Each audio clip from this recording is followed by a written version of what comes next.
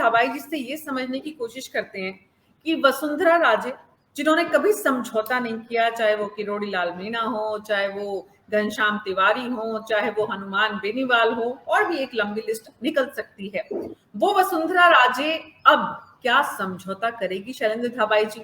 और अगर अरुण शर्मा जी की या कांग्रेस के दावे पर यकीन करें कि वो रिपीट कर रहे हैं, 1985 का इतिहास दोहरा सकते हैं, तो ऐसे में क्या केंद्र समझौता करेगा आखिरकार वसुंधरा राजे को सामने लाकर कि जो भी है स्थिति इस वक्त, पहले पार्टी चुनाव जीते, प्राथमिकता बनाए और समझौता केंद्र करे? एक को तो करना पड़ेगा। मीना जी देखिए, ये तो स्पष्ट है कि हमारे सारे नेता जो हैं, शीर्ष नेता हैं, वो सामूहिक नेतृत्व में ही चुनाव लड़ेंगे और कमल खिलेगा, बीजेपी जीतेगी। और ये मुंगेरी लाल के हसीन सपने देख रहे हैं, शायद इनको अशोक गहलोत जी का ट्रैक रिकॉर्ड याद दिला देना पड़ेगा मुझे कि किस तरह से 2003 में 56 सीटें आई थी, फिर 2013 में इनके 21 सीटें आई और क्या हाल हुआ, वो सारी राजस्थान की जनता जानती है।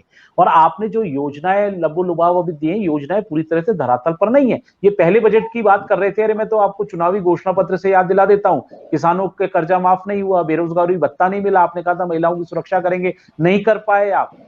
जो भ्रष्टाचार पे आपने कहा था प्रभावी कार्रवाई करेंगे, वो रुक नहीं पाया, कानून व्यवस्था ठप हो गई। अब आप बताइए, पहले बजट की ये बात करते हैं, पहले बजट की गौरव पथ योजना जो भारतीय जनता पार्टी की थी, उस पथ योजना का क्या किया आपने? कहा विकास पथ योजना शुरू करेंगे, वो आप शुरू नहीं कर पाए। जनता क्लिनिक आप शुरू नहीं कर पाए। माध्यमिक आपने स्कूल दिए थे, इंग्लिश मीडियम स्कूल, वो स्कूल जो है आप देखिए क्या हाल है, इंफ्रास्ट्रक्चर नहीं है, टीचर्स नहीं है, यूनिवर्सिटीज कॉलेजेस जो है वो कमरों में चल, किराए के कमरों में चल रहे हैं, धर्मशालाओं में चल रहे हैं। तो ये पूरी राजस्थान की जनता जानती है। और जो आप नीतियां बनाई आपने, वो आनंद फानन में बनाई मुख्यमंत्री अशोक गहलोत जी ने, और सारी नीतियां उलझी पड़ी। आप देखिए, जो ये कहते हैं फ्लैगशिप योजना है ओपीएस आज विसंगतियों का अड्डा बन चुका है, केंद्र हो गई। शैलेंद्र धाबाई जी, बीजेपी में समझौता कौन करेगा?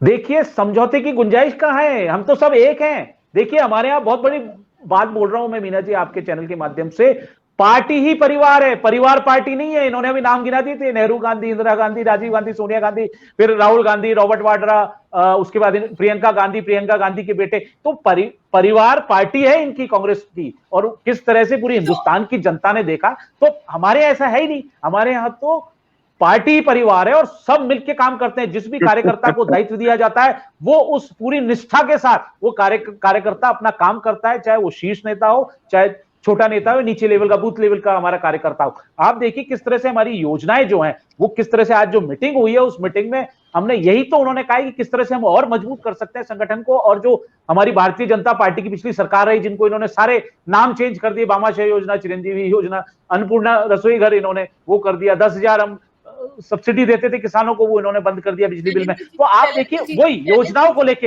हाँ, उन योजनाओं को लेके, और जो माननीय प्रधानमंत्री नरेंद्र मोदी जी की जो जन कल्याणकारी योजनाएं, विकास के मुद्दे हैं, उनको नीचे कार्यकर्ता ले जा रहा है बूथ लेवल तक, और उसका प्रभाव दिख रहा है। इसीलिए तो बौखलाए हुए हैं। आप देखिए बौखलाहट क्यों है कांग्रेस पार्टी में? इसीलिए पार्टी में बौखलाहट है कि आप आज राष्ट्रीय राजमार्गों का निर्माण हो रहा है, नहीं हो रहा क्या बताइए? रेलवे का आधुनिकीकरण हो रहा है, विकास कितना जबरदस्त है। जितनी भी योजनाएं चल रही है जन कल्याणकारी, चाहे किसानों से संबंधित हो, चाहे आप महिलाओं से संबंधित हो, युवाओं से संबंधित हो, मैं एक एक पे डिबेट कर सकता हूं, एक एक योजनाओं पर। और यहां क्या हाल हो रहा है इनकी योजनाओं का?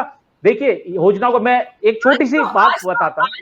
आज वाली डिबेट तो कर लो यार, आज वाली कर लो, बाद में अलग अलग बताया ना, हमारे यहाँ तो समझौते सब हैं, हमारे तो सब एक परिवार है। मैंने आपको इतनी बड़ी बात बोल दी कि पार्टी ही परिवार है।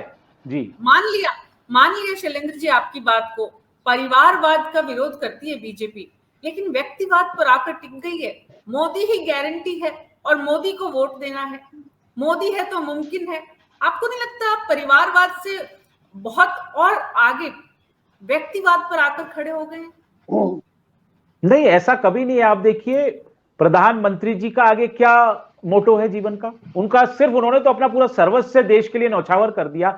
24 घंटे काम कर रहे हैं। आप किस उम्र में आप देखिए, 24x7 365 दिन वो काम करते हैं। और किस तरह से उन्होंने भारत में जो विकास हुआ है, कितनी तेजी से हुआ है। ये अर्थव्यवस्था की बात कर रहे थे, अरे ये तो अंग्रेजों द्वारा बनाई गई पार्टी ब्रिटिशर्स, जब इनकी यूपीए की सरकार थी, जब 10वें नंबर पर अर्थव्यवस्था थी, हम 5वें नंबर पर लिया है। आप देखिए, आप इन्हीं के पी चिदम्बरम जी का मैं एक स्टेटमेंट कोट करता हूं, उन्होंने कहा आर्थिक प्रबंधन में इस जैसी सरकार मैंने अभी देश के इतिहास में नहीं देखी। किस तरह से कोरोना 2 साल में भीषण महामारी आई और पूरी अर्थव्यवस्थाएं ध्वस्त हो गई विश्व की, भारत की अर्थव्यवस्था टिकी रही, हम 7.5% से ऊपर हमने महंगाई रेट नहीं जाने दिया। इनकी यूपीए की सरकार, कांग्रेस की जब सरकार थी केंद्र में, 2010 में 10.4 महंगाई दर थी, 11 में 11.4 हो गई, 14 में 11.9 हो गई। तो ये ना बताएं हमें। अब जी एक बार रुक जाते हैं। 9 साल का जिक्र तो आप करेंगे चुनावों में, तो वो तो आज तो हम चर्चा ये कर रहे हैं कि 9 सालों का जिक्र आप चुनावों में करेंगे,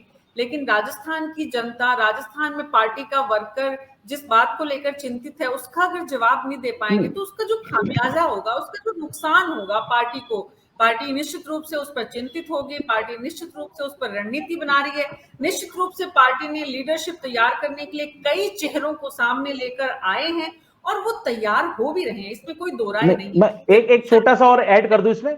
आप देखिए कोटा की जो रैली हुई, माननीय वसुंधरा जी ने जो रैली की, वो एक कार्यकर्ता या नेता कोई भी अगर बुलाता है चीफ गेस्ट के तौर पे, अगर रैली करता है, तो आप देखिए उन्होंने उस रैली में क्या कहा। उन्होंने अपनी सरकार जब रही भारतीय जनता पार्टी की, उसकी उपलब्धियां गिनाई, किस तरह से गहलोत सरकार ने बंद की, और प्रधानमंत्री नरेंद्र मोदी जी की केंद्र की सारी योजनाएं गिनाई कि किस तरह से जनता तक लाभ पहुंच रहा है, जो हमारे उनकी सेवा, सुशासन और गरीब कल्याण की जो नीति है, जो अंत्योदय योजना, जो अंत्योदय हमारी विचारधारा है कि अंतिम व्यक्ति तक हम पैसा लाभ दें ताकि उसकी जीवन स्तर को सुधार सकें, तो वो सारी बातें उन्होंने तो यही तो की है। बताइए आप कोई अलग बात करियो कि भाई पार्टी विरोधी जाके गतिविधियों में शामिल हुई या कुछ ओछी टिप्पणी कर दी हो या विरोध में बात करी हो, कभी नहीं की। तो माननीय वसुंधरा जी ने भारतीय जनता पार्टी को मजबूत करने का काम किया।